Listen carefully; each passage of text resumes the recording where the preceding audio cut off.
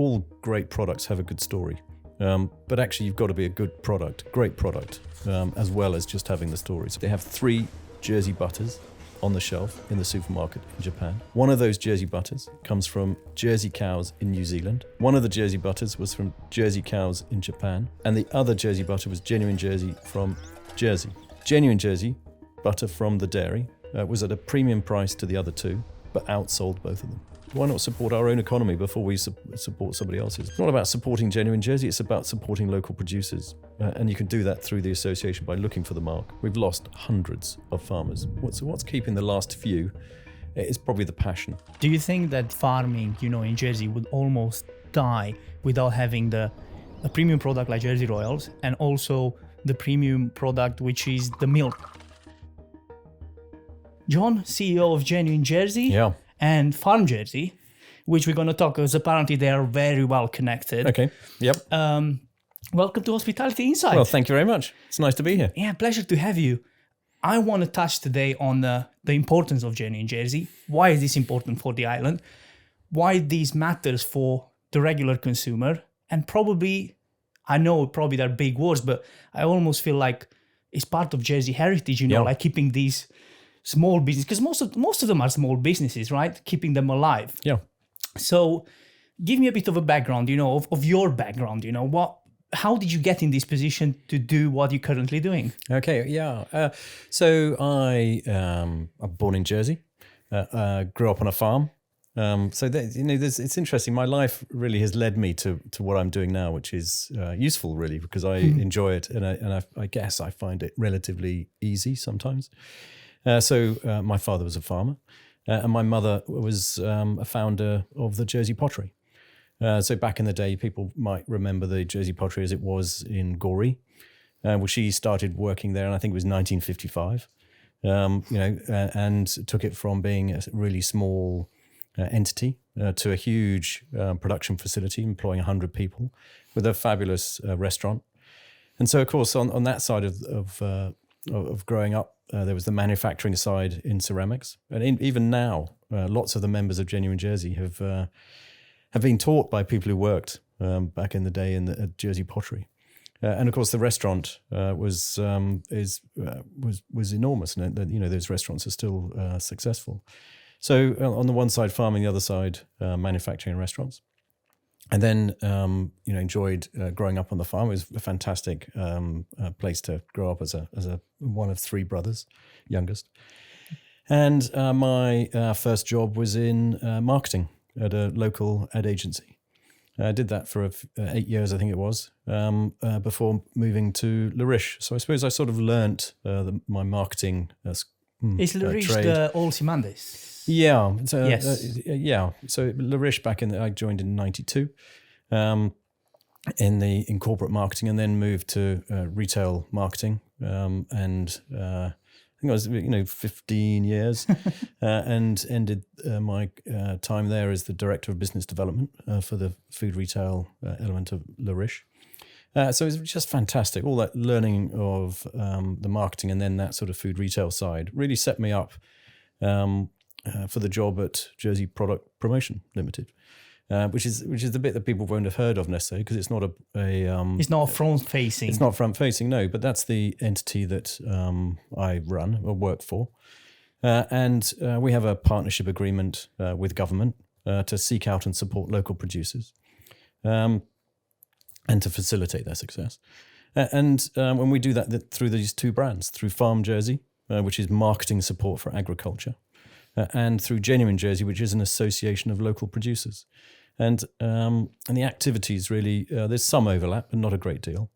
Genuine Jersey is an independent company or association. It has a board or management committee, all of whom are honorary. And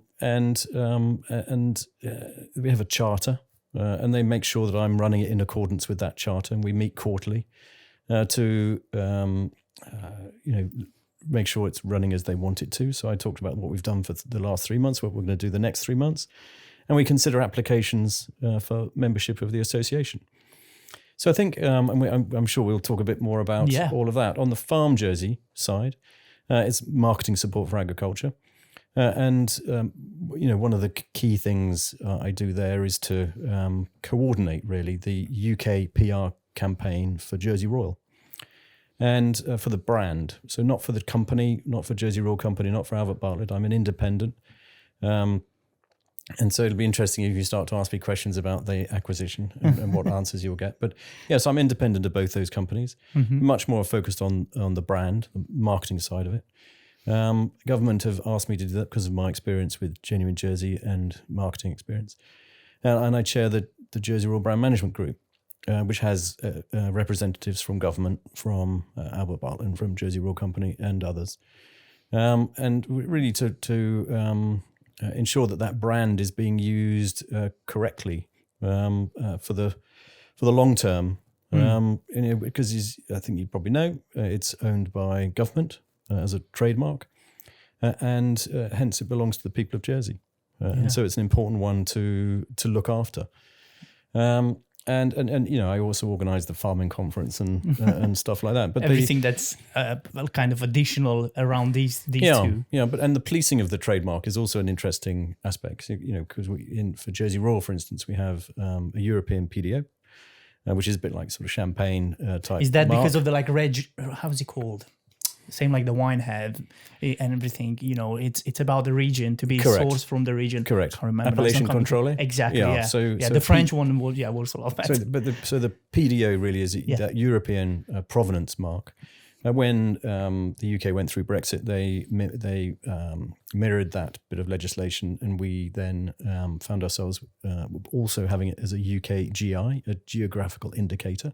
So it's identical bit of legislation. So that mark is or brand is protected in the UK, and we also have the trademark for Jersey Royal, which is unusual because sometimes if you have one, you can't have the other. But government have managed to do that over the years, which is clever. But that, of course, needs to be managed and policed. And But how do you police now? Yeah, talking about that, how do you ensure? How do you know? How do you check and everything? What's the process of kind of like making sure that when he says Jersey Royals, it's Jersey Royals, whether here or in the UK? Because I guess you go outside of Jersey, most likely if he says in Jersey, I'm guessing that what he says will be accurate.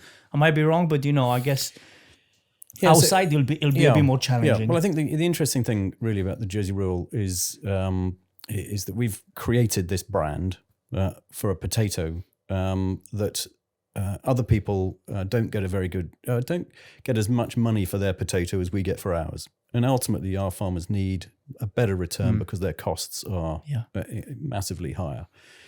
So they grow a potato, which is then branded as a Jersey Royal, and we ship that into the UK, and they can command a far superior price because of the story and because of the brand. Other people, of course, might choose to grow a cheaper potato and pretend that it's Jersey Royal. And ultimately, we and your question is, how do we police it? The internet is a fantastic tool. So I get alerts if people are using the words Jersey Royal, which we have trademarked, and I can check those out. We get quite a lot of Jersey Royals from the US actually, because of course there's a team called the Royals, I think, and their jerseys are often up for sale. But in the UK we can monitor who's using the words. We've got two fantastic marketing companies currently. Jersey Royal Company, Albert Bartlett. They're dealing with the retailers on every level, right the way from the supermarkets through to the farm shops, and they can keep a pretty close eye. And we have trademark lawyers that are keeping a pretty close eye. And around this time of year, they usually communicate with me just to ask me to check if certain retailers are doing correctly, because currently, of course, we haven't exported any potatoes to the UK, and so if anybody's got any, they're probably not. And so that's an easy way to pick up. Until really the end of March, we can pretty much pick up anybody who's using those, the words. And we have some standard text that we send them to encourage them to stop. Yeah. And on occasions, using that trademark, we can actually, it's a pretty big tool to stop people. And so we've had companies in the past actually that have been selling Jersey Royal seed. And then, of course, that goes through the channels. And if you're not careful, then the consumers start to think that they're growing real Jersey Royals in their gardens. And so we can try and stop it at the wholesaler. And then if not there at the garden centres, So that's in the last few years. That's been roughly, really where the sort of the miscommunication has been happening by some of those. But it's when I get a hold of them, they get it. I think we've done a pretty good job of marketing the potato so that people sort of think it's a variety, but actually it's a brand. It's amazing. Honestly, I like the product, so there's no question about it. But do you think that the story sells more than the actual product? I mean, what I'm saying here, in a way, without having that story behind and all the marketing and everything else, and obviously the job you put, some people would say, well, this is overrated. Okay. Well, I think that all great products have a good story. But actually, you've got to be a great product, as well as just having the story. So I think that absolutely Jersey Royal potatoes are a superior product to the vast majority of other potatoes. I think you've got to remember that this is the first new potato that goes into the UK marketplace each year. There's no new potatoes. In the UK supermarkets, I go across the UK and look at potatoes on shelves in supermarkets from time to time, and there's no. In fact, last year when we went, there was one. We went to 7 different supermarket chains. And there was one new potato in competition with the Jersey Royal, and that was coming in from Morocco.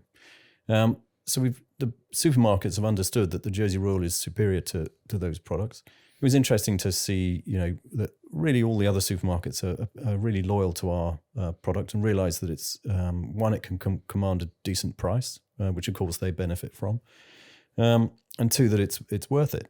And I think there were baby potatoes in the UK marketplace, but they're not new. They're last year's. There's the babies from last year stored over the winter. Not the same. So I think once we get into the June time, then we start to see cheaper new potatoes coming onto the market in the UK, and that's when we need to exit. Because people will start to shift, and also maybe drop the prices because otherwise you're not competitive. I mean, there's a bit of that going on, but of course we can't drop the price, particularly because the cost of shipping is so high, and also cost of production is so high for the farmers. So, so I think we've got to be realistic about what our market is. We have a 12-week window for selling, and the potato takes 12 weeks to grow, and so 12 weeks growing, 12 weeks selling, sequential planting, sequential digging, and keep the market supplied, and then we're out. Well, the farmers are out. I suppose I should emphasize that I'm not a spokesman for the farmers. Absolutely, I spend a lot of time with them. I enjoy that, and I've picked up quite a lot about it. But it's there. You can see that the attention to detail that they have, is fantastic, and you don't get that with a main crop potato, in my opinion. The way that they are still hand planted, hand graded. Looked after, conditioned. That goes obviously into the end price, so that's why. Absolutely. Yeah. So, and I think that really helps. It's our number one export product. It's currently it's kept our farming industry alive through a period of time when government really hasn't been putting enough funding into farming. That's changed recently, but really it's that and the Jersey cow are the 2 things that have kept. Our farmers from all going, ceasing trading, because we've lost hundreds of farmers over the last 50 years, and we're down to, literally a handful. I sometimes, we're asked about, how many farmers we've got now. We've got 12 dairy farmers, which is a really low number. There's only 5, and I think it's 4 or 5 of those that are producing 80% of our milk. And so it's really fragile. If we lose one of those, then we lose the sector. In the potato sector, growing wise, again about a dozen, and then there's about a dozen other farmers. So it's we've got to really look after them, and I think government recognised that back in October when they decided to increase the funding for the sector to still nothing like the amount of money that our farmers in the UK or in Europe get. Just to put that in context, roughly speaking, in the UK, for every man, woman and child in the UK, if you think of £100 going in a pot, Well, that pot then is shared out amongst the farmers. In Europe, it's about 120 euros. In Jersey, it was £20. So we were 1/5 of the funding that went into farming in Europe and the UK. Our governments increased that to about £60. So we're still not caught up. Do you think that, the farming, in Jersey would almost die without having the premium product like Jersey Royals and also the premium product, which is the milk?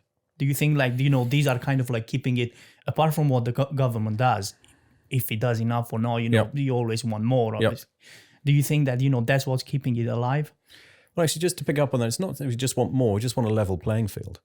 Now, that's what we needed, for the farmers to be able to produce a product that we can afford. And when we compare it with the price of product that's coming in, there's no point comparing it if you're not comparing, apples and bananas. Or so it's really important to be on a level playing field for the farmers. And governments have leveled it a bit. Whilst you're not playing on a level playing field, then the marketing support really helped. The clever marketing for Jersey Royal and the marketing that's been done for Jersey Dairy. Mm-hmm. I think that, and the fact that we had really good quality premium products, not just branded, but really good quality. The quality of our milk is second to none on the planet. That's amazing for a small island. We are only 9 by 5, on the face of the earth, and we have got the cow, which is beautiful. It's absolutely amazing. It is a bit weird, isn't it, when one talks about how beautiful the cow is, and I do get in trouble. You kind of think, okay, but it is, isn't it? It's much more. I've seen cows in Romania because I'm coming from a family, that spending time during summer with my grandparents. Yep. Always had cows, but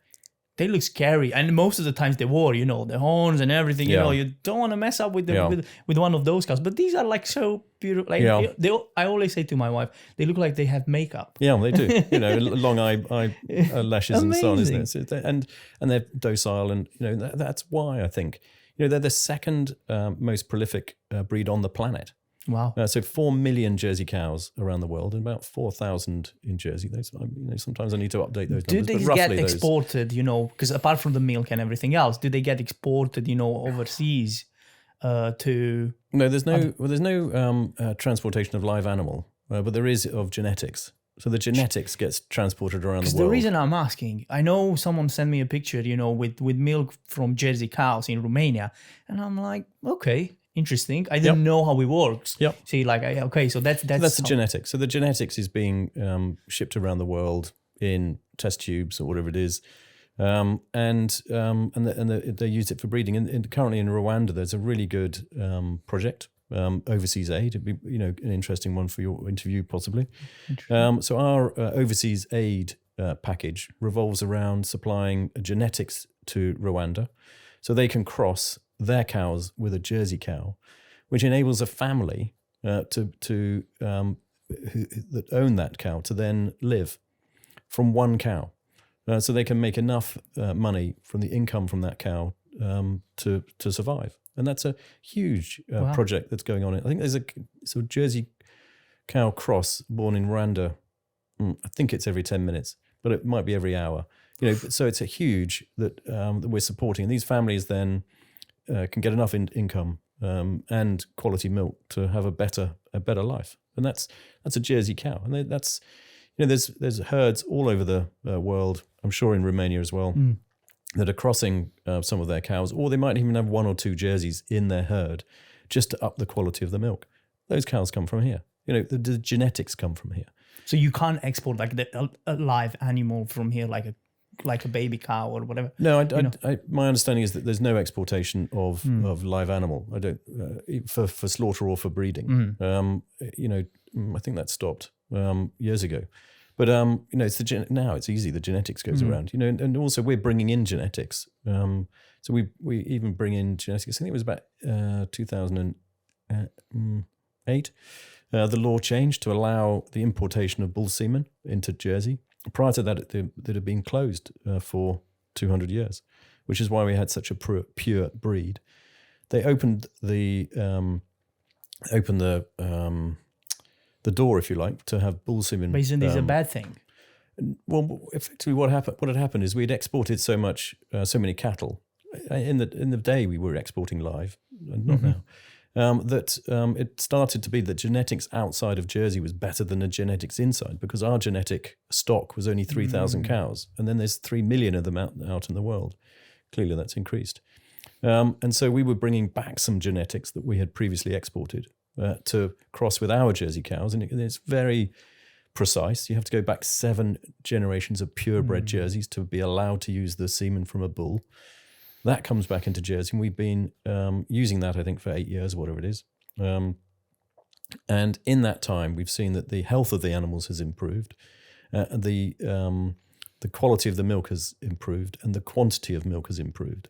So the dairy has been able to increase the amount of milk they produce through the same number of cows, because there's, we haven't got any more land or anything, which has enabled them to then export some of that excess milk, and we now sell it to the Chinese, who are prepared to pay an absolute premium for that product because it is such good quality. Not a story, it's not a marketing cloud.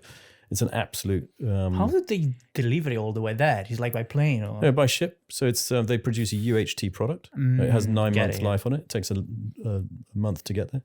They supply 250 supermarkets in Hong Kong that take whatever it is, 1 million litres. So we consume about 10 million litres here. And the dairy export 1 million litres to China and other places around the world.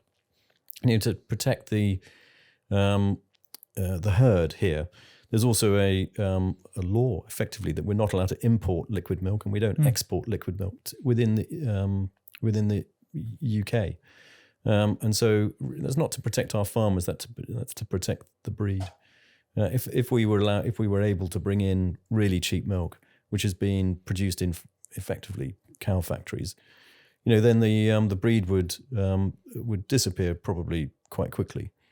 It's feared that it might, and so that protection is there. And then government has a say in what the price is. So the farmers can't suddenly enjoy their monopoly and start charging a load of money. The government sits in the middle and makes sure that the price that's being charged is fair. And that no one's making excessive profits or losses. Yeah, and I get it. Is it the same with the potatoes? No.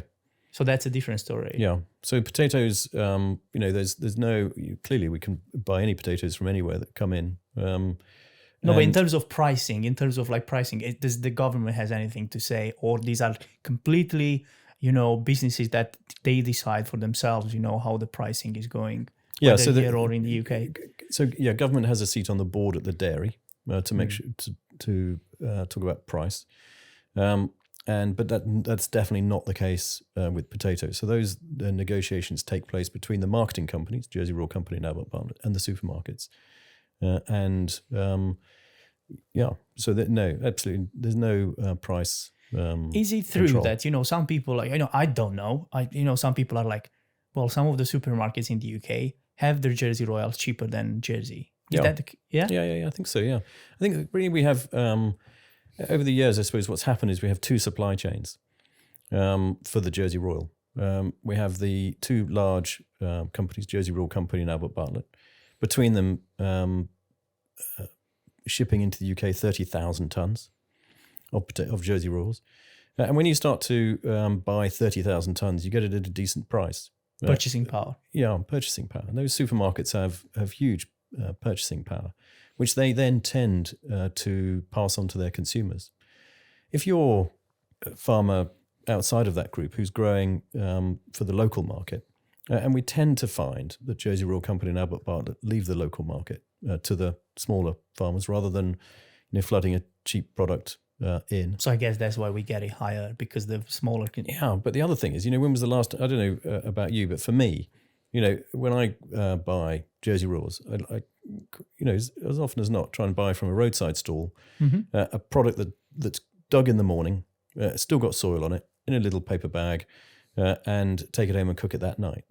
There's a load of detail that's gone into that product. When the farmer ships it into Albert Bartlett or Jersey Royal Company, it goes in ton bins.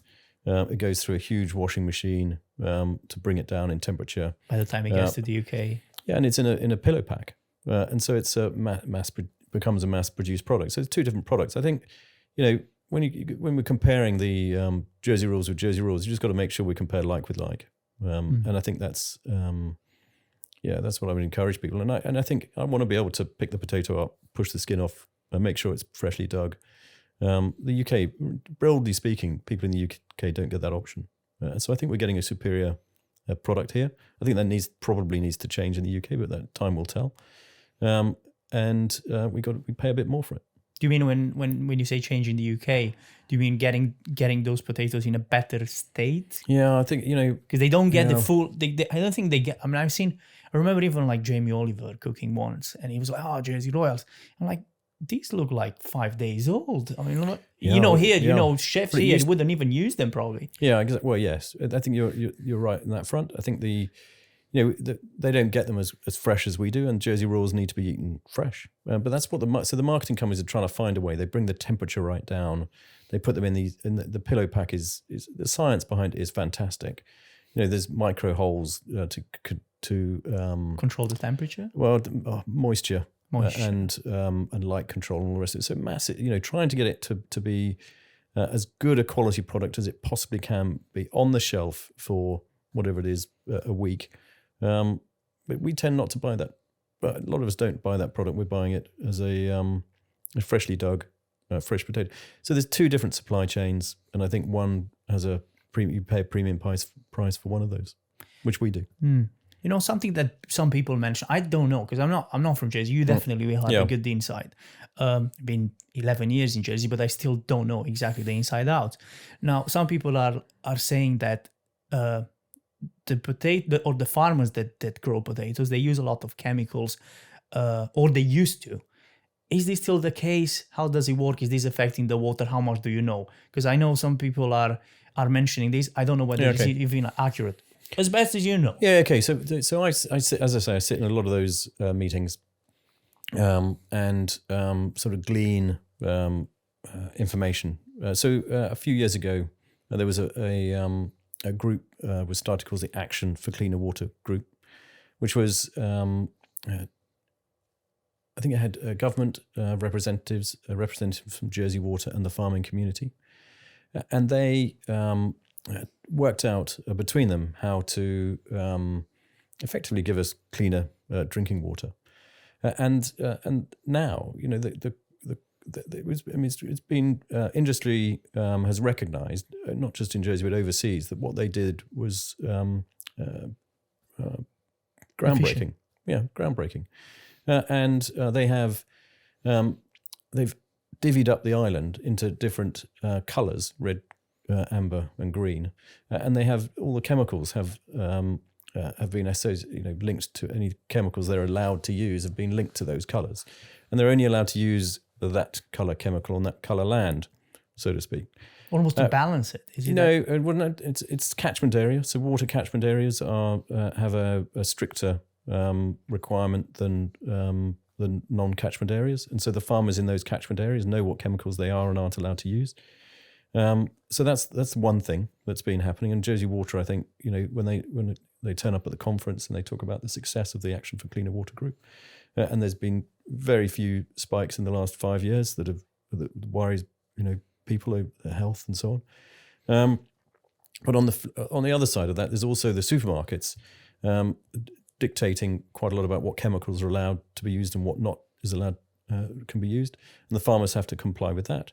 And then there's also government saying what can and can't be used. And the farmers are starting to find that there's fewer and fewer chemicals that they are actually allowed to use, and so they have to farm in a different way in order to prevent disease. Last year, I think there was a problem in the Jersey Royal crop with blight, and they have very few chemicals now to control it, and it just wipes out whole fields of potatoes. So you've got to be a little bit careful. It's another reason why food prices will go up. If the farmer at that stage, the more difficult you make it for them, obviously the price will go up for us. Yeah, but also the farmers invested quite a lot of money in that crop. They're planting these potatoes in some fields still by hand. There's a huge cost involved in doing that. And then if you lose the crop right at the last minute, the farmers out of pocket. So, and I think there's partly. We've got to be careful that we don't take too many of the tools away from the farmer when they're trying to produce food that clearly we all still need and enjoy. So, that's the for me. I think there's they're doing a lot. The other thing that was happening, the Jersey Raw Company worked with some of the machine manufacturers to change the way in which they apply fertilizer. And fertilizer has gone through the roof. The cost of fertilizer has gone through the roof. It's people, since Ukraine. I think I was sitting in meetings and they say it used to cost whatever 100. It's now costing 400.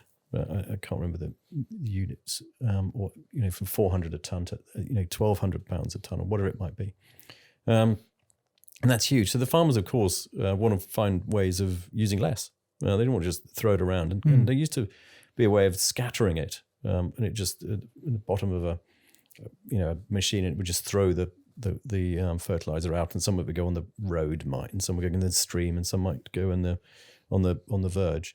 And now what they do is they designed it so that the fertilizer goes straight into the furrow that is ploughed for the potato. That's to go probably into. also because the technology improved, I guess. Yeah, over but the years. but Jersey Raw Company were at the forefront of doing that. It's not they weren't able to buy that machine off the shelf from somewhere. They actually had it manufactured specifically for them to reduce the amount of fertilizer that they were using, and then they share that information and machinery with the other farmers, and so everyone is able to use less fertilizer, which is and there's less lying around on verges and in streams and on roads and all the rest of it to be washed down into the through streams into catchment areas into the reservoirs.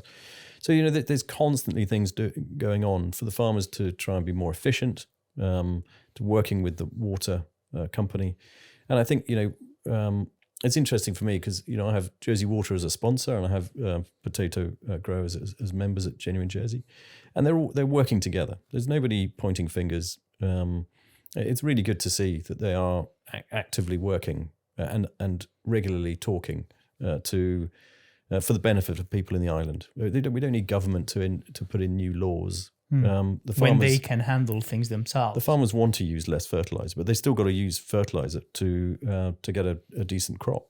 I think one of the there is a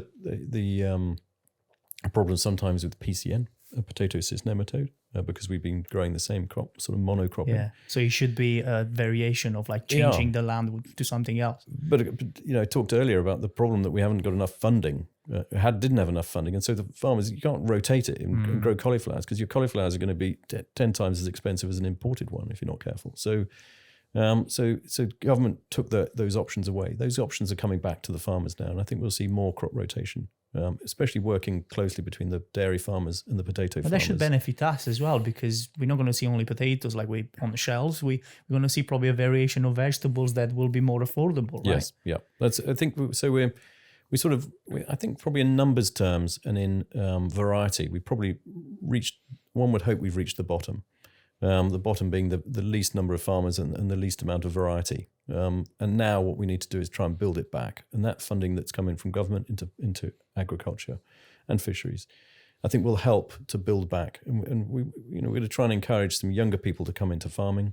We had a great first event called Regen Gathering last September. We've got another one coming up this year, sponsored by Farm Jersey, organised by Haifa, the people behind Scoop, and we'll see. I think anybody who's interested in getting into farming or just wants to find out a bit more about it, then keep an eye out for that event, because that'll be for not just young people, might be retired people, could be anybody who wants to just get into food production. It's a good event. Had some excellent speakers last year talking about what their story was, why they were doing what they were doing, how it's helping the environment, and cutting down on either sequestering carbon or cutting down on carbon footprint. So there's some good stuff going on, and I think if people wanting to get into farming, that's what we want to encourage. And we've got some events coming up. What's keeping these people? That they've been doing it. Obviously, I think is almost like from generation to generation. You almost feel like some sort of responsibility to continue doing it, and I'm sure some of them probably feel like that. But from the conversations you have with them, what keeps them? Because there are so many things that are not necessarily against them directly, but then indirectly probably sometimes, or even directly, and then probably they don't get enough help. Now you say that things are changing. What keeps them, continue doing it and not probably selling to Dandara, for example, to build flats. Yeah. So I suppose you got to remember that in reality, of course, most of them aren't farming. We've lost hundreds of farmers. What's keeping the last few? It's probably the passion, and the history that they've got in their families, and the fact that they just want to do everything they can to carry on farming, and don't really, they want to live on the land. They don't want to, there's very few farmers, as I see it, want to, sell for housing developments. We've got to, I'd say we've got to try and keep the land that we've got. We're still going to need food in 500 years, and we can't keep, converting to concrete. So there's that passion and I suppose loyalty to farming in a way that they have, and thank God they do. Because I think without them, it would be a totally different countryside. And there's the other thing that's really important is the work that the farmers do to keep the island looking amazing, which I'm convinced it does. I think it does. Yeah. Green. Keep it green. Yeah, keep it green, keeping it just colorful. I mean, not just green. Green is and just conditioned and all the rest of it. I think it's just fantastic. And if they're not doing it, and we had to pay, and government needed to do it, we had to pay someone to go out and sort it. I think our taxes would be a lot higher. Government gets a return from the money they put into farming. It's not a one-way flow. Government get a return from the harbour dues, from GST, from ITIS, and what have you. So there's a good return to government and the taxpayers' money. It's not just government; it's tax. They're spending taxpayers' money, so the taxpayer gets good return from on-island farming, no doubt about it. Today's episode was brought to you with the support of our friends at Kyoto Restobar. From their izakaya dishes to the most delicious sushi in Jersey, Kyoto Restobar is the place you should have in mind for your next on-island Japanese experience. Whether you choose to dine in or order online, I promise that you won't be disappointed. And now, back to the episode. How self-sufficient can we be with what we've got? I'm not saying 100% because we all know that it can be done. You see the ferry not working a few days and you can tell that, there can be an issue. Are we, because the way I see it, I feel like technology to a degree should have helped. But at the same time, we lost a lot of the farmers. So although probably it's more efficient, like probably by, I don't know, in a hectare, of potatoes or whatever square mile, you get probably more than you used to. I'm just kind of like guessing here. Yep. It's less field, that it's not like before. So how self-sufficient we are, not necessarily just from the potatoes point of view or milk, other ingredients maybe. So I think that the normal number that we use is that of the 100% of the food that we consume, we produce about 10% of it. And the other thing, of course, is one of those 10% is potatoes, and we export 99% of that. Wow. So we on, again, those numbers might not be exactly accurate, but that's the gist of, that's the sort of probably sometimes, overemphasizing it to make a point. But so we're part of a food channel, if you like. So they are exporting into the UK and importing product from the UK, which is also, sometimes monocropped in Scotland, whether it be beef or with whiskey grains and all the rest of it. So, different parts of the country are used for different production. So, of the UK. So I think, we're way off now being able to sustain ourselves, especially with the diet that we've all become accustomed to having. So I think, personally, I don't think we're not moving back to that. I think what would be great is if we moved from producing 10% of what we consume to 12%, 13, 14%. Maybe even like keeping it at this level would be challenging, right? Yeah, I think, well, you're right. I think but the extra support from government we got voted it through the states in October is going to make a big difference. So there's no doubt about that. And we're already starting to see some of those smaller farmers that are going to be supported. And the other thing, it's interesting, government have come up with a really groundbreaking scheme in the way in which they support farming. So they don't just dole out the dosh, depending on how much land you have. Now there's a matrix that you combination of factors. Absolutely. So and there's quite a few. There's 20 or 30 elements on that, and one of them is water quality. Another one is soil quality, hedgerow management. Soil management, I think I said that. It's great for me that Genuine Jersey is now in the matrix. So members of Genuine Jersey are getting some support. People in the leaf which is a scheme that the farmers have to join, and Red Tractor, which people will have heard of. So that the farmers, it's not just a checkbook that you get to dosh out the money from government. The farmer effectively needs to earn that support. So we now use the phrase, which is public money for public good.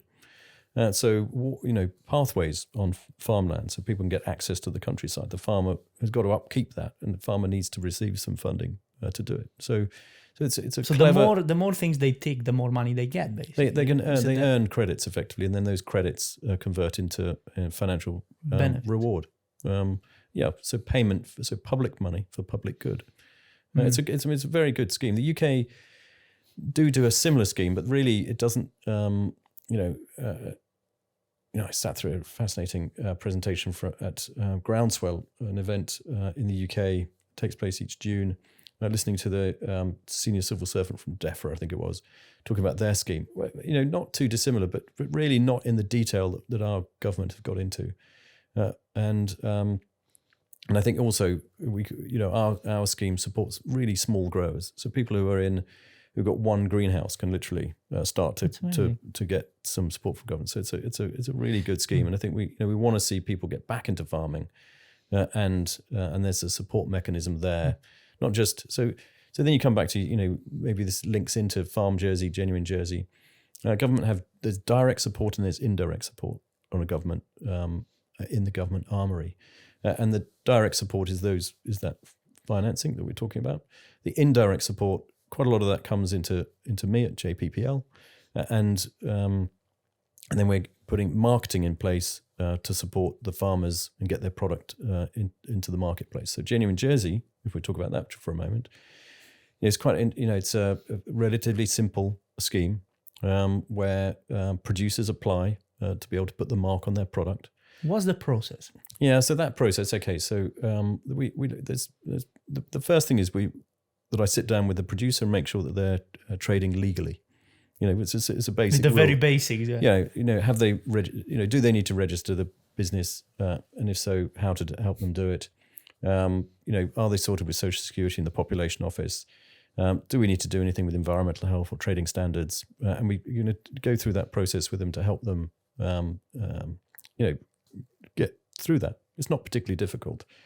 And Jersey Business are doing the same, and that's a free, it's free advice. Free advice, and hopefully the same advice that you'd get from the Business Hub at Social Security or Jersey Business or from me. There's other sectors doing that. So government also funds Digital Jersey, and so there's some support going into that digital sector. They do for Visit Jersey, and that's the hospitality sector. They do it to Jersey Finance. For the financial sector, and JPPL is for the agricultural sector. So that's where I sort of sit in that sector. But going back to the assessment, the accreditation, and then for Genuine Jersey, we look at three things: the amount of local product, the manufacturing process, and the skill of the producer. There's 5 points available for the first two and 4 for the third. Total available 14. I'm sure you can do your maths. And one needs to score 8 points in order to get across the line. And so for a grower, we're looking for something that's totally local. So 5 points in local ingredient. Probably no manufacturing sometimes in carrots and potatoes and cauliflowers and so on. And a high level of skill. And 5 and 3. High level of skill scores 3. And 5 and 3 is 8. And so that product's across the line. If you were looking at ceramics or glasswork or woodwork, probably sometimes no local ingredient, but we're looking to start from a raw material. So clay or... So it's more on skill than anything else. No, actually it's all manufacturing. The most thing is manufacturing. We're looking for a complete change in the manufacturing of that product. So from clay through to the finished ceramic, from timber through to the finished wood product, from whatever it might be, fabric through to the finished product. And then we're looking for a high level of skill. And so Genuine Jersey then can be used on things that are made, grown, caught and reared. The charter existed before I started. So Genuine Jersey started 2001. I joined 2008. But we didn't have a sort of a scoring mechanism before. And I came across in my research phase for the job, the criteria that was being used by Made in Cornwall. And it worked really well. So we use exactly the same criteria as the Made in Cornwall scheme. And in fact, I think that's now been adopted in other counties in the UK. Cornwall's kind of an island community, and so it was quite a useful. You apply well here. It applied, and it fitted really well to the charter. Every product then went back through that process. We lost a few at that stage, which was tricky, but now every product goes through the same. So whether it's made, grown, caught, or reared, same assessment. And once the product is approved by a management committee that sits quarterly, they can use the mark and they have to pay a fee. And that fee is based on the number of people employed in the production of the approved goods. And so the smaller member producers pay less. And as they grow their business, so they pay a bit more. A sole trader fee at the moment, £156 a year, £3 a week. It's been the same now for 5 years. I think it's quite pleased that we've been able to hold that for 5 years by working with good partners that want to support us, but also growing the number of members. We now have 190 members. Where are this money going? I mean, I get it. It's obviously advertisement. Yeah. And, for some time probably wondering, it's like, what do I pay for? Well, before I talk about where it's going, so there's some of the money that flows into JPPL, Jersey Product Promotion Limited, flows into Genuine Jersey. And that last year was £27,000. Through membership income, £33,000. We have sponsors of Genuine Jersey. These are companies that want to see us do well. Anybody out there that wants to be a sponsor, get in touch. It'd be great. And there's a really good bunch of people to be supporting. And we're very grateful to the sponsors that we have. Jersey Water being one of them, and Norman's, and the Harbour shout Gallery, out to the old sponsor, absolutely, mention them all. You put me on the spot now. El Tico are one of our restaurant sponsors. They have to demonstrate that they're not just a sponsor, but they use the product. And we have. I'm going to look them up, and I'll send you a list. I wish I could remember them. But yeah, so we get some. I'll put it on the screen. Yeah, brilliant. I'll Thanks. put it on the screen. So we get the money in from the sponsors. I think it's £5,000 or £6,000, and we also have a patron, Evelyn Partners, who are putting in a really substantial amount, £5,000 a year, and we have a project that we run through them, which I'll talk about later. But okay, so that's where the money's coming from, and then all that money stays within Genuine Jersey. None of it goes to me. None of it comes to Farm Jersey. Genuine Jersey raises that. I raise it for Genuine Jersey, and it stays in the Genuine Jersey Association pot with different bank account, different accounting system. And really my job then is to, once I've got hold of the money, is to talk to the management committee about how best to spend it. And really what we're trying to do is educate and communicate with the consumer to give them the benefits of buying product that carry the mark. And so we want to communicate to them that if they buy a product that carry the mark, that they are reducing the island's carbon footprint and their own carbon footprint, that they're supporting local producers, that they're eating seasonally, that they're keeping local money in the local economy. And those are those core messages that we're always going to shout about the Genuine Are Jersey you brand. doing this for outside of the island as well? No. Obviously, it's not a big budget. It's hard to. But so that's staying in. Yeah, so Genuine Jersey is very much the association. All of our expenditure is within Jersey. Clearly, the website is available off island, but there's no advertising as such off island. So we our advertising is to the consumer to try and persuade them and encourage them to look for the mark before they buy, if they want to support local producers, which a lot of people do. In market research, we found that. When I started, about 25% of people were engaged in the brand. Then we did some market research 4 years later. The last time we did it was 2014, quite a while ago now. Feels like I've been here a long time. And anyway, so we'd improved that to 33%. And then we sort of ran out of funding to do the market research. But we definitely saw through COVID that people were much more interested, where's the food coming from? They were walking much more in the countryside. They were seeing those honesty boxes. And I think that interest in the brand, anecdotally, we've seen an improvement in people's interest in the brand and wanting to get more involved in where our food comes from, how the soil is conditioned, what the quality of our water is, and so on. So and also supporting these suppliers. yeah, is absolutely. crucial. So that's a people want. It's interesting. They didn't want to. When we did the market research, we were looking at what did they want, and they wanted to support farming families. They didn't want to grow food locally. They actually specifically wanted to support those farmers, and so they want to seek out. And the best way of doing that clearly is to buy the product, but you got to find it. And so we put the Genuine Jersey mark on it to make it easier for people to find it. And then we police it to make sure that only people who are supposed to be using it are doing that. And we're doing that by working closely with the retailers. Clearly, we've also got 190 members all keeping an eye on what's going on and making sure it's used in the right way. And so, that's us trying to, the spend, £22,000 on advertising to try and encourage consumers to look for the mark before they, or when Was they, there when they ever buy. a plan, or maybe in the future, to make Genuine Jersey a bigger brand like that goes outside of the island, or there's just it is always going to be kind of like kept within? Yeah, it's a very good question. I think the whole thing about provenance, in a way, is the Genuine Jersey mark is used outside of Jersey, but we do that really not through the association. That's we're sometimes doing that through Farm Jersey. Okay, so Genuine Jersey is a trademark. And we have trademarks are quite interesting, really. There's 44 trademark classes. You're in like specific categories. Categories, right? Yeah. 34 of them are for product, and I think 10 for service. And we have, I think it's 20 of those classes covered in the UK marketplace for both the words and the logo. And we have those replicated in Jersey. And then we have some of those in Europe, some in China, and some in the USA. And so we've sort of future-proofed and trademarked our words and our logo around the world. And that's interesting also for the island of Jersey, because Jersey can't actually we can't trademark Jersey, but we can trademark Genuine Jersey. And we used the Genuine Jersey trademark when Chanel wanted to produce a perfume called Jersey. And we successfully stopped them from registering the Jersey as belonging to Chanel.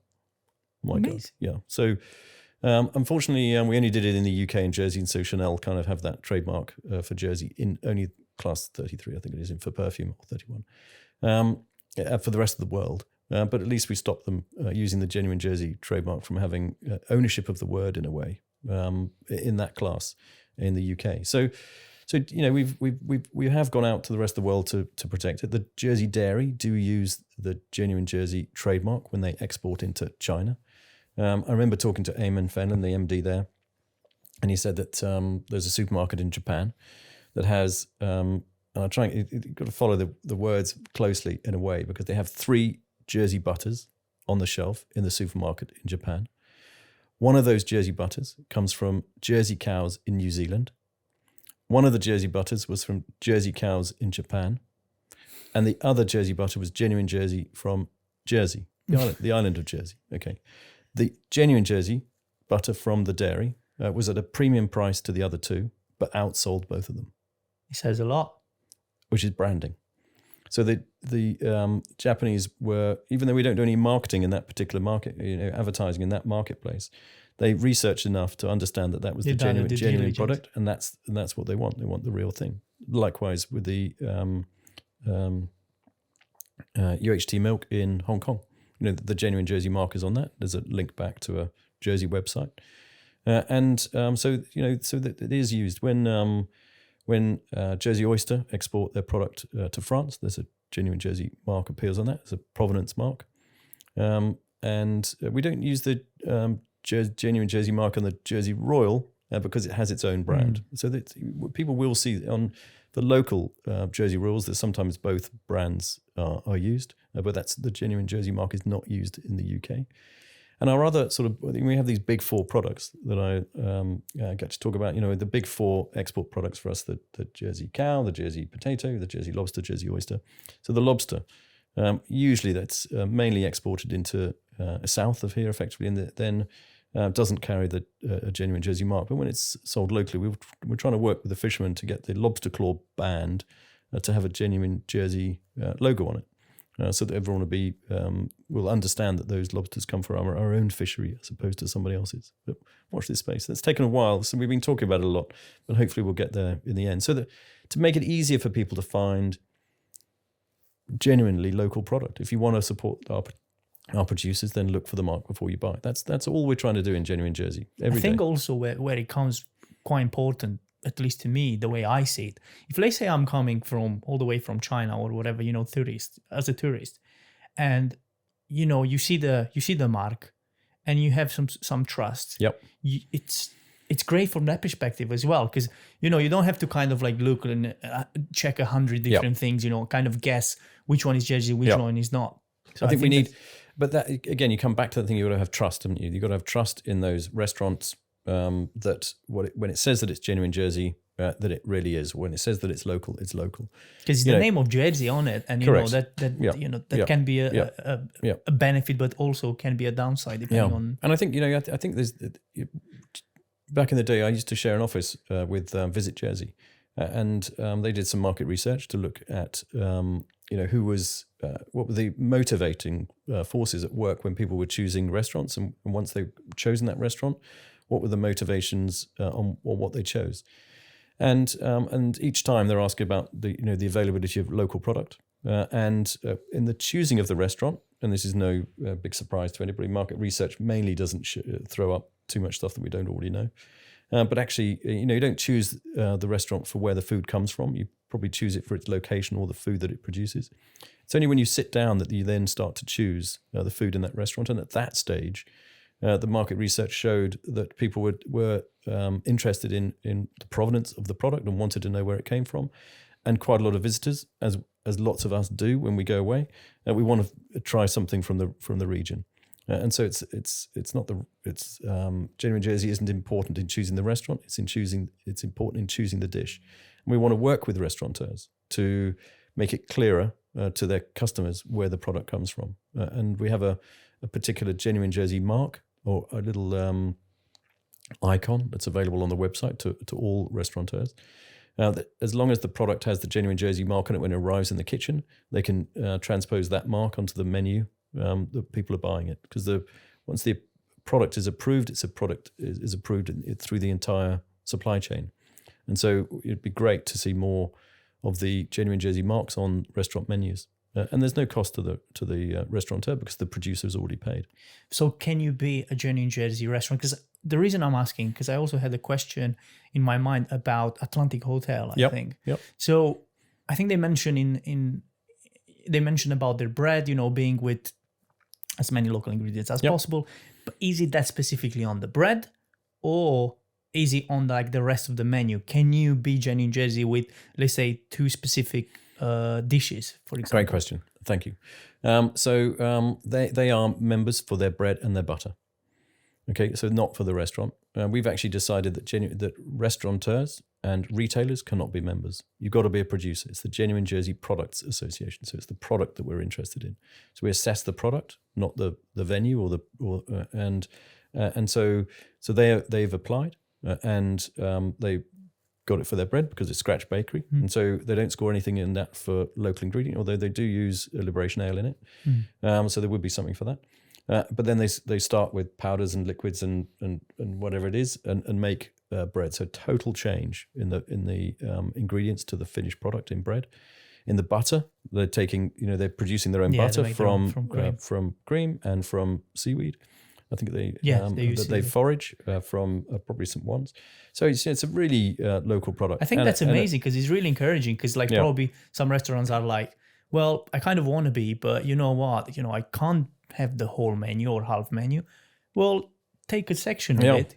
And I think it's really great because then the customer has the option. If let's say for all that menu, especially when you are tourist, because you always look, at least myself, I'm sure like probably you being passionate about ingredients and, local, when you go somewhere else, you always want to try something local. Well, the likelihood is that the crab, the lobster, the scallops are going to be Genuine Jersey, local, and therefore they can start to put that onto the menu so that when that visitor is sitting in the restaurant, they know that they're buying something that's local. And also, for us, We know sort of what's local. But we also want to keep our economy. Why not support our own economy before we support somebody else's? And so by buying, from local producers, it keeps the money circulating in our economy. So it's been proven that money spent on local product is worth more than a pound. That pound that goes into whatever the honesty box. It bounces back. It bounces back into people, somebody else's. So that's in somebody's wages, who then spend it in the local shop, and it just goes around. Rather than, I think Kevin Keane actually used the example of a Jersey dairy yogurt, and if you bought that Jersey dairy yogurt in the local supermarket, probably 80% of that stays in the island. If you buy an imported yogurt, probably 20% stays in the island. And so there's that thing about choosing whether or not you want to buy an imported yogurt or a Jersey dairy yogurt. Jersey dairy yogurt, really good yogurt. It's better for the island if people were to buy that. Clearly, we've got to make sure the quality of the product is there, that it's available when people want it, and the right price point. But to buy that local product or products that carry the genuine Jersey mark is great for our economy, great for our producers, better for the island's carbon footprint, keeps the money circulating. It's a great brand for me to work on because I kind of, it's easy to be passionate about. Yeah, absolutely. And that's one of the things that'd be worth talking about as well. The producers that I get to work with, all these members, all these 190 members, they're all principles of their business, and they're passionate about what they're doing. And gosh, it's really, it's fantastic to work with that group of people. No, absolutely. Yeah. And when you said 10%, like 10, 11, whatever percent, saying the ingredients that we produce on the island and the rest comes from outside, to me, it almost sounds like a problem of national security to keep these going. Whether stay at 10%, that might be, we'll talk probably in years from now, and we'll be, we kept it at 10%, and that'll be an achievement probably. Who knows? I mean, hopefully it goes up. I mean, I know your interest, and that's what you want to do, obviously, to make sure that the Jersey farmers are protected, that everything stays, on the island. So hopefully that'll be the case.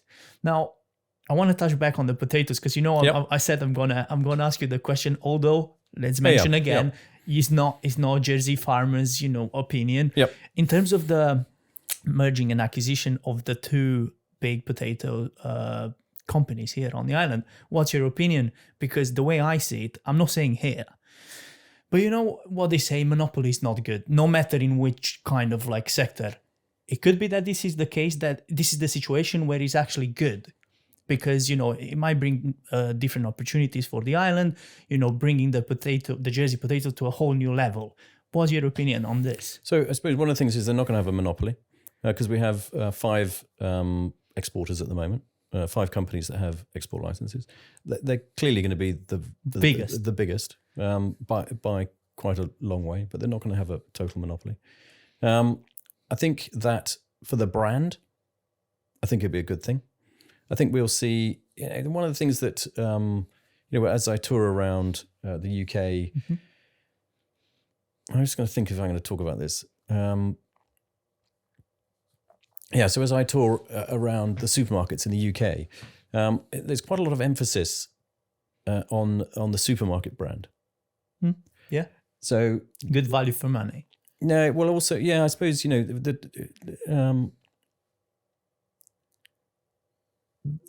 the Jersey Royal brand is on the bottom corner, and the supermarket brand is in front and central. It would probably be more beneficial to our brand to be front and central. And with the supermarket brand slightly less prominent. You're saying this because these guys have the power, to push these product, in a different kind of way. Yeah, I think when we buy Marmite, I don't know why I'm going to choose Marmite. When we buy Marmite, it doesn't have the retailer's name on it, does it? So why has our Jersey Royal bag got all the retailers' names on it? So I think with one company talking to dealing with the supermarkets, they might be able to. I don't know if this is their plan, but from a marketing perspective, I've seen Albert Bartlett. If we look at Albert Bartlett, they are masters of marketing. When we look at the Rooster potato, that They work rooster, well with big chefs and, that rooster potato on sale in the supermarkets just says rooster potatoes, Albert Bartlett. It doesn't have the supermarket brands on it. I think we'll see a change in the way that the Jersey Royal is marketed. It's interesting. The other thing is that they are going to have to apply for a license every year. Okay, so once they, as they do now, every year the farmers have to apply to government for a license to use. So there is almost like an assessment. Yeah. Okay. And so government have quite a few levers and buttons that they can push to steer it in the right direction. And they work very closely with Albert Bartlett and Jersey Royal Company, and I'm sure they will continue to work very closely. And they will want to make sure that the brand is used for the long term, with long term in mind. I was going to say for the benefit of Jersey. It needs to be for the benefit of Jersey because it's the people of Jersey's brand, and that license is going to be renewed every year and can be tweaked and make sure it goes in the right direction. So I think it's it's not, they're not just got a free ticket to do anything they want. There's a lot of control, I think, in place, but I think generally it's going to be a good thing for the brand. I think we just got to make sure that it's also a good thing for the growers, and that'll be a win-win.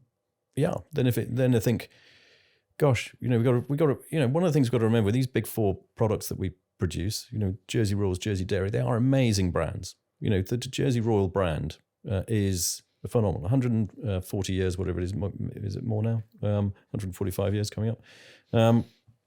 It's a really strong brand. It's the only brand of potato, probably other than the Albert Bartlett Rooster, in that sector.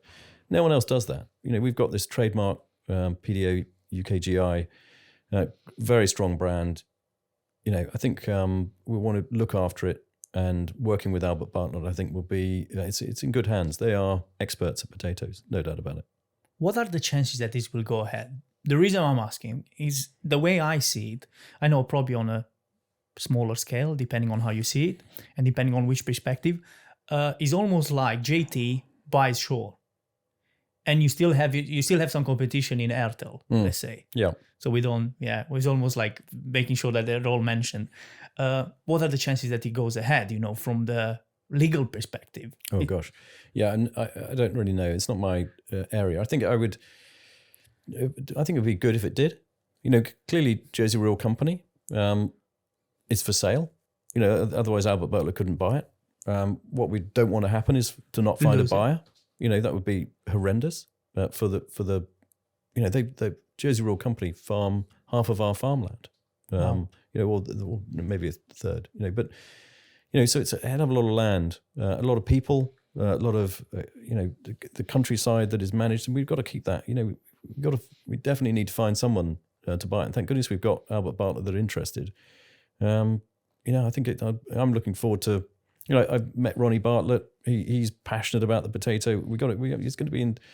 He's not going to own the brand. Government still owns the brand. To use. He has to apply to use that annually. Well, I guess that's reassuring, because it was a question that I really wanted to ask, because there was a lot of controversial, comments, people, saying all sorts. Because I remember when we was posted on social media, and I think it's mainly because people don't understand entirely the story behind it. Yep. And I appreciate that you gave me an answer best of your capabilities, and obviously the information Yep. And again, you're not representing these companies. It's just your honest opinion, which I really appreciate that. Good. What are the plans for Genuine Jersey and Farm Jersey, for the years to come, whether short, long, or medium? So Genuine Jersey, we talked a bit about where we get the money from, how we spend the money. Some of that spending, by the way, is on social media. So we've shifted a lot of our spend into social media. We also have an education program, and I think next week we start to deliver all the Genuine Jersey Royal potato growing kits. So these are a bucket 2 seed potatoes, some compost and fertilizer goes to the schools, primary schools. It's going out to 34 primary schools and 2 nurseries. So it's tricky to know we got that many, but we have. And they between them are taking nearly 400 growing kits for the children to understand how to grow, and we see that as really important that they understand. Those are the future farmers, right? And there's no coincidence it's the Jersey Royal that we're talking about, because that's really important to Jersey. You can talk about history, you can talk about geography, about us, the spring arriving here first, whatever. If these children are doing it every year through school from the age of whatever it is, 3 to 12, they're going to learn different things about the potato, hopefully, in each year. So we want that to continue. So that's that little education program, and that's sponsored by Home Fields, which is really handy. We also then, once we've got the sort of the brand in place, and we provide the stickers to the members free of charge, and we have a fund that the larger members can draw from for packaging support.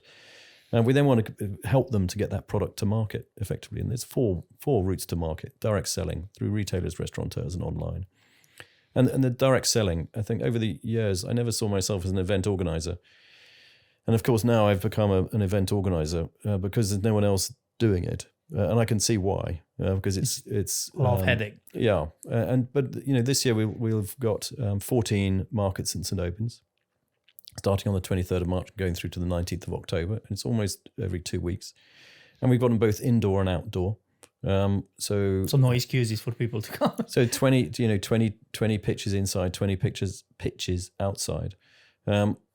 After there's the first 2 markets going to be indoor only, and then we go to outdoor as well, and we have live music, and it's a great place down there. And this is the sort of the bread and butter of helping local producers to bring their product to market.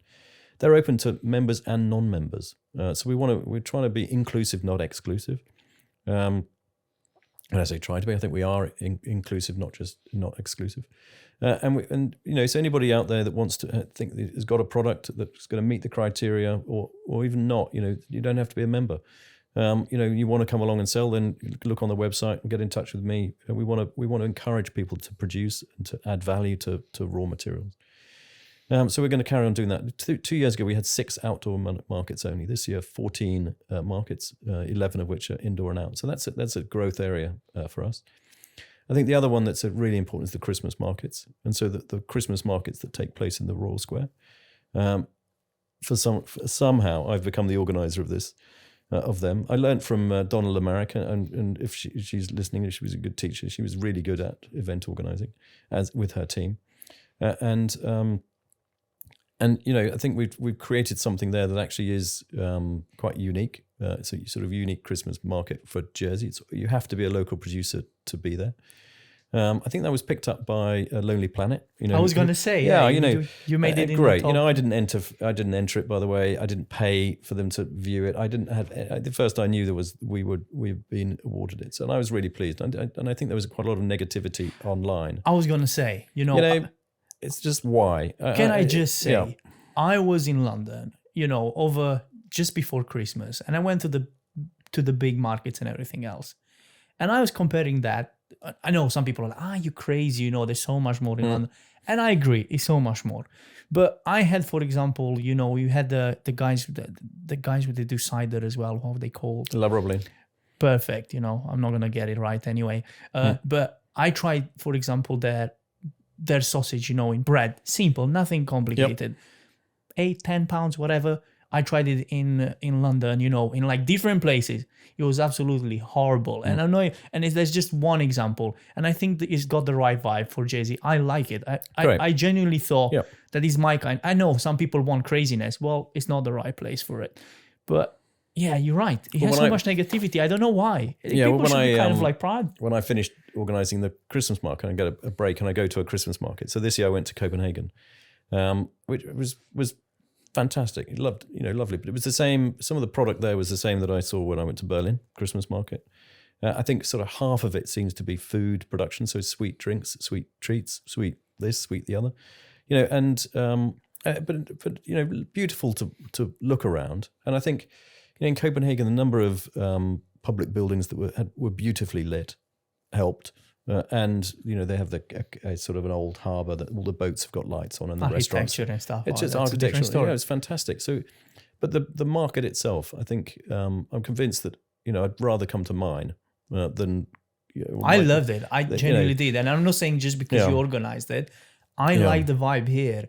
It felt, it felt local. It really felt local. For Jersey, I think it was as best as it could be. Yeah. And so we had 70 local producers, and we had over 300 local musicians on stage. And I don't, you're going to have to go a hell of a long way to find a market, even in a big city that's got 70 local producers. So when I was in Berlin, I think I counted 22. So, I think, and our market, unless someone wants to take it over, I would mind sometimes, I think, because it's quite a lot of work. It's going to stay like that. It's going to be a genuine Jersey market. I think one of the things, though, that maybe I should be doing is rather than talking about it as a Christmas market, maybe it's a Christmas gift market, because a lot of it is more about gifting than it is about boozing. True. Even if we want to work with Liberation Group in their 2 pubs in the Royal Square. But you guys kind of like kept it that way, because it wasn't. I don't think it was the kind of. It didn't really feel at all like the kind of market where people go and get smashed. Oh, well, we wouldn't be allowed to hold it. The Royal Square is not for that. It's simple. We have to get permission from the bailiff. It's right outside his office. It's not going to become a boozy event. But again, that's never going to be a boozy event. These are the expectations. If you have people, commenting, well, it's not like the ones in Prague, or it's not like. Well, it's not, but it's a different kind of market. Yep. It's not if you want to get smashed, and if you want to, it's definitely not the right place for you. No. And it comes with taste, like everything else, right? So I think exactly right. It's not like those. We're not trying to be like those. It's a genuine Jersey Christmas market, and we're going to do it again this year. And the members, I think, really benefit from that. And actually, there's a huge number of people that come out and support it. We thought, as we were going into the Christmas market last year now, in Christmas 23, that, people, the recession has kicked in a bit. People are starting to, think about how they're spending their money. Well, we were sort of cautious, but traders, every day we had traders that are having best days ever. And they've been doing this for 10, 15 years, some of them. Wow. And I think to people, we know that we get the right product in the right place at the right time, then the people of Jersey are coming out in force to support. So, it's a shame that we had the online negativity, but actually we had a lot more people turn up being positive, and that's what we need. Well, you got my positive, no that's question. Kind. And my wife said the same thing. Right. We loved it. For the size of Jersey, a market like that, I think it's just perfect. Yeah, it probably will come with time. I don't know. It could be one of those that people don't really appreciate it that much at the beginning, and then probably in time they'll get more attached to it, or they're just not gonna like it till the point that it's not gonna exist, and they go, oh, where is the market? Yeah. Well, good point. But I think there's a lot. I think more people are supportive than not. Yeah, it's just there's you're able to have that loud voice online, and that's great. It's a free. It's free speech, isn't it? So it doesn't affect me particularly. I'm not going to change what I do because of that. I might try harder to make it more local. I think absolutely. If we can get more than 300 musicians on stage, then that would be a success. And if I can get more than 70 local producers, then that would be a success. I mean, look, I'm Romanian, and I felt kind of like proud of certain things that happened there. I think people from Jersey, they should just be a bit prouder for the. As I said, I had friends that were there, and just seeing them there, and they told me, we sold out everything. Oh, good. And I'm like, it's amazing. Yeah, I'm sure I have Romanian members in the association. Yeah, probably. I remember seeing actually someone there, but it was the guys from Anaudi. They were saying, we completely smashed it. Yeah, but he's got a fantastic quality product. Well, it comes with that, detail, obviously. Yeah. So he's he's working really hard. But that product's not available in any market I've ever seen. The Christmas market that I've been to. He stands out very well. And also the wood turning, the woodwork that we got. We had maybe 6 or 7 woodworkers. I don't think I saw anything like any of them in Berlin or Copenhagen. Maybe these little wooden figurines that actually, I think God knows where they're made. But it's probably not in Berlin or Copenhagen. But Yeah, so that's fantastic. So it's a gift market, isn't it? Maybe that's what I should do is make it clearer to people that it's not a European Christmas market. It's a Jersey gift market. Yeah. Yeah, I mean, I guess, with social media, you just have to get a thicker and thicker skin, to survive. It's just the way it is. You're never gonna please everybody. No. But, you continue doing it, which is amazing. Yep. That's the main thing. Now, for people that want to find out more about Genuine Jersey, Farm Jersey, about you, where do they find you? Yeah, Where are you most active? Yeah, so genuinejersey.je is the website. So on there, we list all our members, what we stand for, the benefits of buying Genuine Jersey, and also, of course, if people want to apply for membership. I think that people shouldn't assume that they are or aren't. There's no fee for applying, and there's only a fee if you become a member. So please, if someone is producing and isn't really sure or all the rest of it, get in touch. Well, the Atlantic is the best example, right? Yeah. They're not fully Genuine Jersey, but you can be probably with part of your business. Yeah. So I think people should just just try. If it doesn't happen, doesn't happen. Yeah. At least you know. Yeah, and I'm not going to ask anybody where they're born, how old they are, all the rest of it. We're looking at the product. And then we're looking at the skill of the producer, which is trying to drive some quality. Obviously, we're looking for a high level of skill in the production of the approved goods, just to give us a. Is there do you need to follow some sort of balance? Okay, let's say we've got too many woodworkers. Let's try and maybe not approve. Never. Okay. No. It's good to know. Yeah. So it's the product. We just if it complies. We had 7 photographers once, and sometimes 5 of them trading at the same market. They got a bit much, but then the market forces sort it out, don't they? The customer sorts it out. True. I don't need to sort it out. Just because we got 7 woodworkers at the Christmas market, the customers will decide who they want to support. Absolutely. I don't need to help them on We just that. want to give everybody the option, and the Absolutely. customer will have We're the trying right to answer. help people. For lots of people, it's their passion, it's their dream to make it, and it's a sideline as well for quite a few producers, a creative sideline that a lot of people need in their from their day jobs. Some of them have I don't know, let's use the word mundane day jobs, and they just need to do something creative, and it's an outlet. Oh, I totally get it. I mean, look, this is exactly what I do, and with hospitality, Yeah. helping them with marketing, because you said on marketing, videography, mainly on the hospitality side, because I used to work as a chef, so I understand it a bit more, and that's the main reason why. But on my day-to-day job, I still do marketing, I still do videography, but for a much bigger company and different kind of things. But you're right, you need that, and it's so relaxed. Although you kind of, especially for me, I kind of do the same job, but in a different way, my way sometimes. Yep. It's just so good. Yeah. And I'm fine. So let's Genuine Jersey, I suppose, is to keep going, to keeping it open to as many people as we can, keeping the fees down, encouraging sponsors to come on board. I should have said on the Evelyn Partners, one of the benefits of being a member is we have we produce a video, one a week. We're up to 110 or 115 now. And every Friday, we release a new video on one of our members, and those videos are available on our Facebook channel. So I know. You guys work with Slingshot. Slingshot, yeah. Yes. Yeah. And Ryan and the guys there have been fantastic over the last few years at going out, putting our members at ease, and drawing the story out, and then we get those stories across. I think the stories are what we were talking about before, marketing. The stories of why people are doing what they're doing, how they've learned, what they get out of it. Are really important, and so we're trying to help them get those out, and Evelyn Partners have been fantastic in helping us do that. And another benefit of members is a photo shoot. So we do one photo shoot a year, and it's actually going to take place on the 6th of February. All the emails went out today. We've got 18 members going to be photographed on the same day. We've got a 20-minute section or 20-minute slot, and they turn up to the photographer's studio, and we get a photograph, and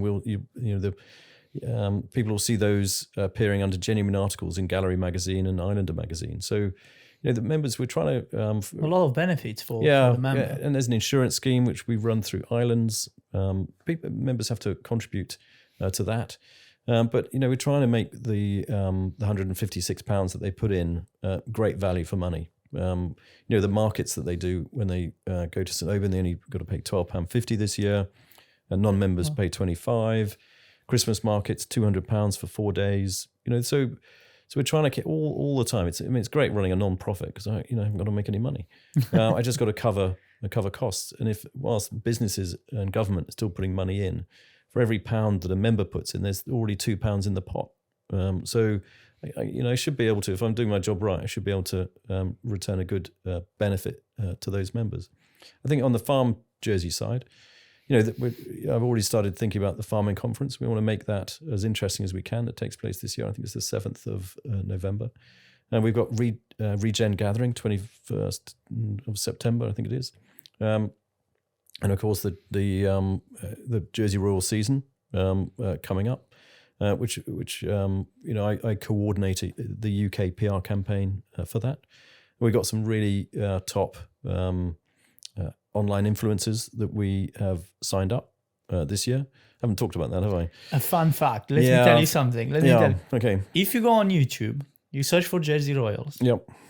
I think if it's not second, third is my video. Oh, wow. Good for you. Okay, well, let's have a look at it. Yeah. I just made Jersey Royals in 3 different ways, and I thought, wow, I never knew that it was becoming that popular. And I'm talking like before all the some of the big chefs and everything else. Yeah. And it was really something like that I'm kind of proud of, Oh, fantastic. Well, I'll have a look at it later. I bet you I've probably seen it, haven't I? But not. It could be. I don't know. I don't know what's the situation. That was like, I checked like a year ago. So I produced this video, like I'm talking a few years back. Okay. And probably like a year ago I checked and I was like, 3 or second, if you search Jersey Royals. Yeah, brilliant. Or how to cook Jersey Royals. It's good. amazing. Oh, well done. Good for you. We need all of you, everybody to. No, absolutely. I mean, it's an amazing product, It is, so it's very easy to, exactly like you say, it's easy to be passionate. Same for me, it's easy to promote it or say something good about it because it really does what it says. Yeah. So if people wanted to follow, you asked me before, I shouldn't have missed a trick there, should I? But if people want to follow Genuine Jersey, then we're on Facebook and Instagram. Absolutely. I think some of our members are also pretty prevalent on social media, and a really good one at the moment is Master Farms. They're just starting to produce a video series. They have their own YouTube channel, so they've got some young farmers. Their whole generation of family members still involved in there. And we see their product on the shelves in the supermarkets. They're one of the few farms left. Maybe it's the only farm left that's got both cattle and Jersey Royals in it. Wow. And they're really important farms, so it'd be good to support them. They have 4 honesty boxes around the island. But follow their social media because it's really informative as to what's going on in our countryside and what food is produced and when.